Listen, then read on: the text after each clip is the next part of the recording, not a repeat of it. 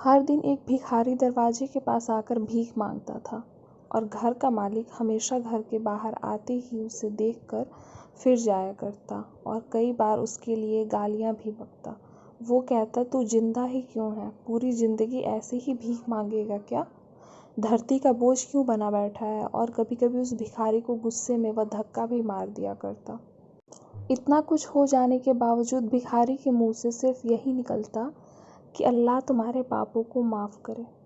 एक बार सेठ के धंधे में बड़ा नुकसान होने की खबर मिली। सेठ बहुत परेशान था कि तभी उसके दरवाजे पर वही भिखारी आया। गुस्से में अपना आपा खोते हुए सेठ ने उस भिखारी को पत्थर दे मारा। पत्थर लगने के कारण भिखारी का सर फूट गया और उसके सर से खून बहने लगा। फिर भी दर्द से कराहते हुए भिखारी ने इतना ही कहा, अल्लाह तुम्हारे पाप को माफ़ करे। भिखारी वहाँ से चला गया। सेठ सोच में पड़ गए। भिखारी को पत्थर मारा, फिर भी उसने सिर्फ प्रार्थना की। सेठ का गुस्सा शांत हुआ। सेठ का मन शांत हुआ भिखारी का रहस्य जानने के लिए। सेठ ने भिखारी का पीछा करना शुरू कर दिया। भिखारी जहाँ जहाँ जाता, सेठ उसके पीछे जाता। सेठ ने देखा कि कोई उसको खाना देता, कोई उसको मारता, कोई अपमानित करता तो कोई गाली देता। लोग भिखारी के साथ चाहे जैसा व्यवहार करते, लेकिन भिखारी सबके लिए एक ही प्रार्थना करता, अल्लाह तुम्हारे पाप माफ़ करे। अब रात होने को आई थी। भिखारी अपने घर जाने के लिए लौटा।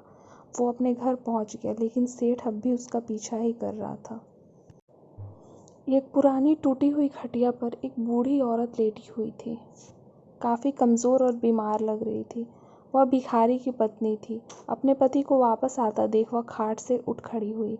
पत्नी ने अपने पति के भीख वाले कटोरे में देखा, उसमें सिर्फ आधी बासी रोटी थी। उसे देखकर वह बोली, आज बस इतना ही मिला, और हाँ, आपके सिर से खून निकल रहा है।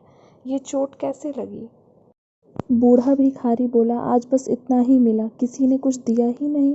सबने गालियां दी और एक ने पत्थर भी फेंका, इसलिए मेरा सर फट गया।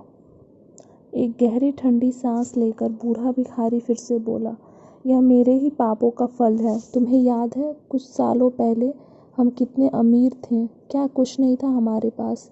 हमारे पास हर चीज़ ज़रूरत से ज़्यादा थी, लेकिन हमने कभी दान नहीं किया। और उससे भी बुरा हमने उस अंधे भिखारी के साथ किया जो हमारे द्वार पर भीख मांगने आया करता था। बूढ़ी पत्नी की आंखों में आंसू आ गए। वह बोली, हाँ, हम उस बेचारे अंधे के साथ बहुत बुरा करते थे। उसका अपमान करते थे, उसे खाने के लिए रोटी की जगह कागज़ दिया करते, उसका मजाक उड़ाया करते और कभी कभी मारा भी करते। मैंने कभी उसको रास्ता नहीं दिखाया। एक बार मैंने उसके मुंह पर मिट्टी भी फेंकी थी और वह हमेशा दुखी होकर यही कहता कि अल्लाह तुम्हें तुम्हारे किए की सज़ा देगा, अल्लाह तुम्हारे पापों की सज़ा ज़रूर देगा। उसका श्राप सच हुआ और हम इस दुख भरी ज़िंदगी में आ गए। भिखारी बोला, हाँ, उसका श्राप सच हुआ, इसलिए मैं किसी को बद्दुआ नहीं देता।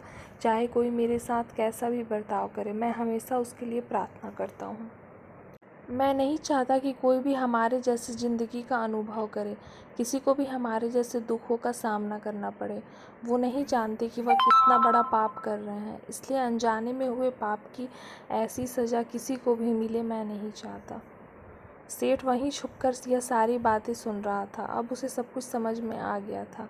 भिखारी और उसकी पत्नी ने वह आधी रोटी मिल बांट कर खाए और अल्लाह को धन्यवाद बोलकर सो गए। अगले दिन बड़ा भिखारी फिर से भीख मांगने गया। सेठ के घर के पास जाते ही सेठ ने पहले से गर्म रोटियां उसके लिए निकाल रखी थी।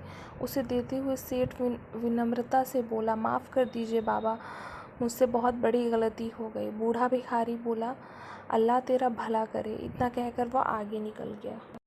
तो दोस्तों, इस कहानी से हमें जो सीख मिलती है वो ये है कि बहुत ही सिंपल है। वो ये है कि आदमी चाहे किसी के बारे में बुरा कहे या भला, लेकिन अल्लाह सिर्फ कर्म के हिसाब से उसको फल देता है। क्या हुआ अगर अल्लाह नहीं दिखता है? लेकिन यह बात बिल्कुल सच है, उसके खाते में सबका हिसाब बहुत बहुत पक्का होता है। इसलिए जब किसी के लिए कुछ भी करो तो अच्छा ही करो।